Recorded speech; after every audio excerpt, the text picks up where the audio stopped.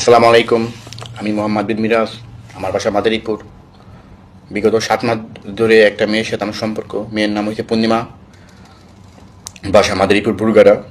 তো মেয়েটা হয়েছে বিবাহিত। মেয়েটার হাজব্যান্ডের বাসা পুরান বাজার মাদারীপুর। মেয়েটা বিবাহিত ছিল, তবে সেটা আমি ফার্স্টে জানতাম না। তারপরে আমি আস্তে আস্তে সে আমাকে তার প্রতি মায়া জমায়, তাকে আমি ভালোবাসতে শুরু করি, তার প্রতি এটা ইমোশনাল হয়ে যায়। তারপর সে আমাকে আস্তে আস্তে সব বলে। হ্যাঁ, আমি তার সব কিছু মেনে নিয়েছি। তার সন্তান, তাকে আমি বিবাহিত, তারপর আমি তাকে সব কিছু মেনে নিয়েছি। কারণ সে আমার কাছে আসার কারণ হচ্ছে যে তার হাজব্যান্ডের পরিবার তাকে অশান্তি করে, তাকে তাকে খুব নির্যাতন করে আর কি, নির্যাতনের শিকার হয়েছে, নির্যাতন করে। এই জন্য সে আমার কাছে আসছে, আমার সাথে কথা হয়েছে ফেসবুকের মাধ্যমে। হ্যাঁ, কথা হয়েছে। তারপরে আমাদের অনেক অনেক ধরনের আশা এবং আমি তাকে বিশ্বাস করতে শুরু করি। তবে সে এরকম আশা স্বপ্ন দেখাইছে। দেখানোর পরে তার সন্তান ছিল তার বাপের, ওর হাজবেন্ডের এক্সের কাছে। সে সন্তানরে আমি মামলা করে, অনেক যুদ্ধ করে সন্তানরা আনছে, অনেক টাকা পয়সা নষ্ট করে। তারপরে কোর্টে অনেক সমস্যা হয়েছিল, তার নাম ওরেন বের হয়েছিল, তার ওরেন কাটাইছি, অনেক টাকা পয়সা গেছে। তারপরে বিগত 7 মাস ধরে তার দায়িত্ব, তার সন্তানের দায়িত্ব আমি নিয়েছি। তার সন্তানের দায়িত্ব, তার দায়িত্ব আমি বহন করছি। যেহেতু তাকে আমি এখনো বিয়ে করি নাই, যেহেতু সে তার হাজবেন্ডের থেকে আসছে, আমি তারপর আমাকে তো তার হাজবেন্ডের ডিভোর্সও করাইছে। সে ডিভোর্সও করছে তার হাজবেন্ডকে আমাকে দেয়া। তো ডিভোর্স করার পর, এত কিছু করার পরে 2.5 মাস পর সে ডিভোর্স উইথড্র করে তার হাজবেন্ডের সাথে, তার হাজবেন্ডের কাছে যাওয়ার জন্য। তা আমাকে যে মিথ্যা মায়া, মিথ্যা আশা স্বপ্ন দেখাই আসি, আমার সাথে একটা প্রতারণা করলো।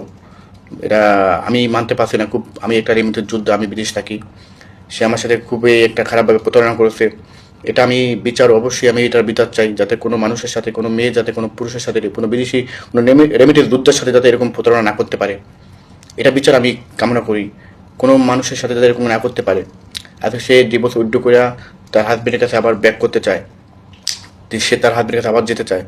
তাই এত কিছু করার পরে, তার জন্য আমি অনেক যুদ্ধ করলাম, অনেক কিছু করলাম, আমি বিদেশে থাকি, অনেক প্যারা নিয়ে, অনেক টেনশন করে আমি তার বাচ্চাই না দেই, তার দায়িত্ব নেই।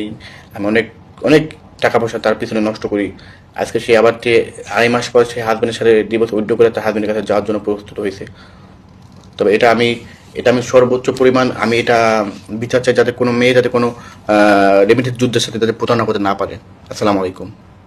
প্রথম থেকে রাজপথে ছিলেন। আমি আপনাকে জানা রাখলাম, যদি আপনার পরিবারের সাথে কোনো কিছু থাকে কইলেন।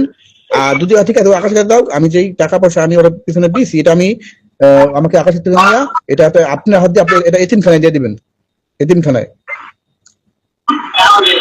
ওইটাও নিয়ে আকাশের সাথে কথা বলছে, আমি শুনছিলাম। আকাশ বলছে যে ওই টাকা নাকি দিয়ে দিবে। কবে বলছিল? এই কথা শুনছিলাম আমি প্রায় 4-5 দিন আগে, মেবি ওই বাসায় বৈশাখ।